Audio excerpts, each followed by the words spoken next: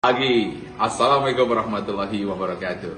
Saya menyampaikan lagi kepada Anda tips yang sangat penting menjadi faktor pembeda yang membuat orang merasa sengsara atau merasa bahagia, yang membuat orang menjadi gagal atau menjadi jaya, yaitu prasangka baik.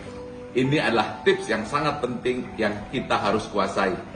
Apabila kita prasangka buruk, contoh ketika kita terkena COVID, kita akan merasa bahwa ini adalah akibat kesalahan, ini adalah sebuah hukuman, ini akibat saya tidak hati-hati dan seterusnya, dan saya menyesali ini, maka apa yang kita fokuskan akan berkembang. Sengsara itu menjadi sebuah derita, derita itu berkepanjangan, akhirnya membentuk fisik kita, dan kemudian akhirnya kita mungkin bisa gagal bernafas, atau mungkin kita menjadi lebih parah lagi keadaan sakit kita. Akibat dari apa yang kita fokuskan itu akan berkembang.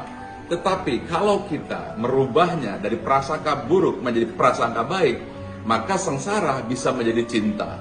Contoh, kita merasa bahwa COVID ini adalah sebuah momentum terbaik di mana kita bisa honeymoon kepada Tuhan, kita honeymoon kepada Allah. Nah, pada saat terjadi, maka kita memanfaatkan momentum itu dengan tahajud, dengan zikir, dengan tilawah, dan kemudian mendekat sampai air mata bercucuran seperti orang yang sedang jatuh cinta. Dan dampaknya justru akan membuat secara spiritual tubuh kita akan semakin sehat dan badan kita akan semakin kuat. Lihat, perbedaan yang mendasar prasangka baik dan prasangka buruk itu secara spiritual.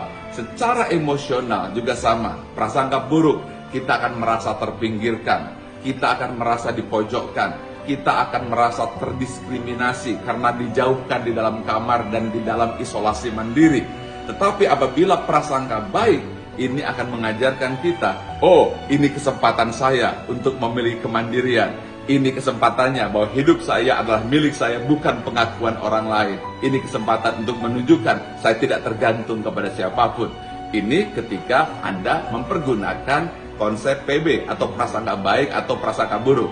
Nah, yang ketiga, ini saya sudah lakukan. Bayangkan ESQ setiap tahunnya itu 1.200 training atau katakanlah 100 training dalam satu bulan. Tiba-tiba hilang semua, tidak ada training yang disebut dengan offline.